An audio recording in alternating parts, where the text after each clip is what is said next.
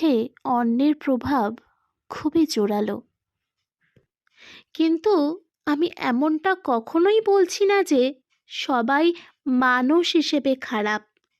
কিন্তু যার মৃত্যু হয়েছে তাকে যে অন্ন নিবেদন করা হচ্ছে, আর সেই অন্নই যখন আমরা গ্রহণ করছি, তখন মৃত্যু পথযাত্রীর সব সংস্কার, কামনা, বাসনা খাদ্যের দ্বারা খাদককে দ্রুত প্রভাবিত করে।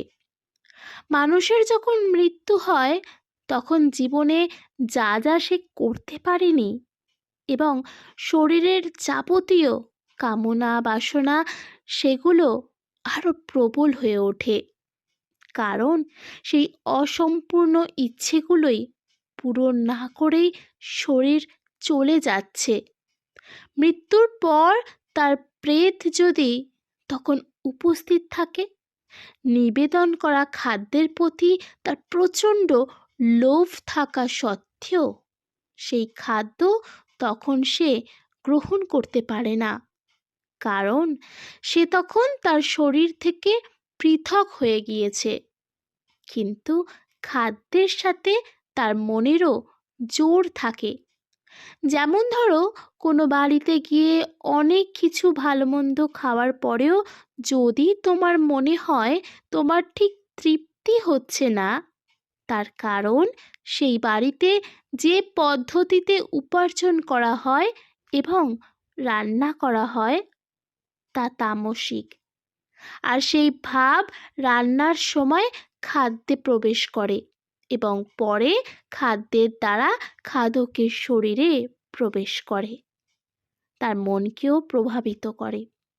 আবার এমনও হতে পারে তুমি কোনো বাড়িতে গিয়ে সাদা মাটা আলু সিদ্ধ ভাত খেয়েই তুমি খুব অভূতপূর্ণ তৃপ্তি ও আনন্দ অনুভব করলে।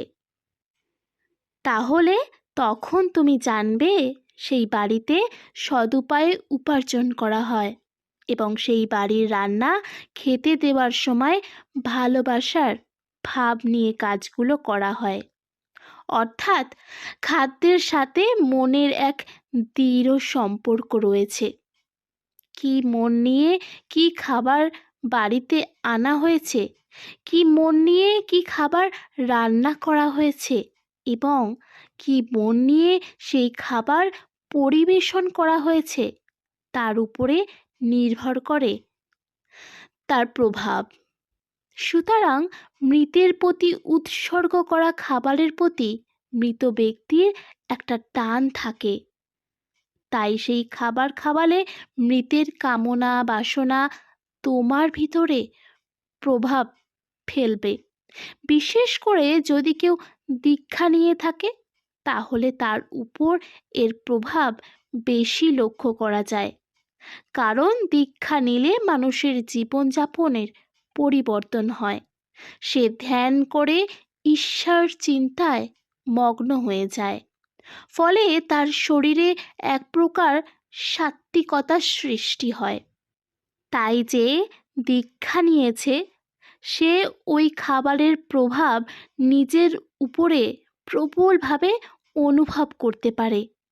আবার অনেকে দীক্ষা না নেওয়া সত্ত্বেও ছোটবেলা থেকে শ্রাদ্ধ বাড়ির খাবার খেয়ে সেই প্রভাব অনুভব করতে পারে এবং অনেক সময় অসুস্থ বোধ করতে পারে। বন্ধুরা, আমার চেনা জানা এমন দুজন বন্ধু আছে যারা যখনই শ্রাদ্ধ বাড়িতে খায় তখনই তাদের শরীর খারাপ হয়ে যায়। এই কারণেই তারা এখন শ্রাদ্ধ বাড়ির খাওয়া বন্ধ করে দিয়েছে। আপনারা জানলে অবাক হবেন, রান্না হয়তো সত্যি ভালোবেসে হয়েছে, আর যে হয়তো শ্রাদ্ধ সম্পর্কে সেরকম কিছু জানেই না, অথচ তাও সে সেই খাদ্যের প্রভাবে অসুস্থ বোধ করে, এমনকি 2-3 দিন ধরে তার রেশ থাকে।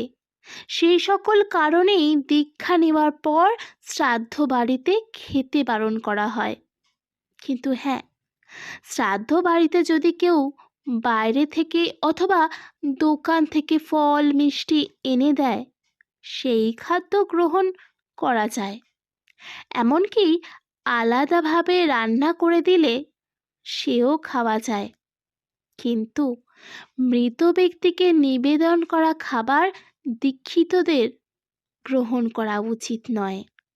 স্বয়ং শ্রীরামকৃষ্ণ এবং মা সারদা দেবী এই একই কথা বলে গেছেন যে, দেখো, শ্রাদ্ধ বাড়িতে কখনো অন্ন গ্রহণ করবে না, কারণ শ্রাদ্ধের অন্ন গ্রহণ করলে দীক্ষা নেওয়া মানুষদের উপর এক প্রকার খারাপ প্রভাব পড়ে। তাই বন্ধুরা, দীক্ষিতদের অবশ্যই এই কথা মেনে চলা উচিত। আর যারা আধ্যাত্মিক দিকে নিজেদের উন্নতি করতে চান তারা অবশ্যই এই কথাটি মেনে চলবেন।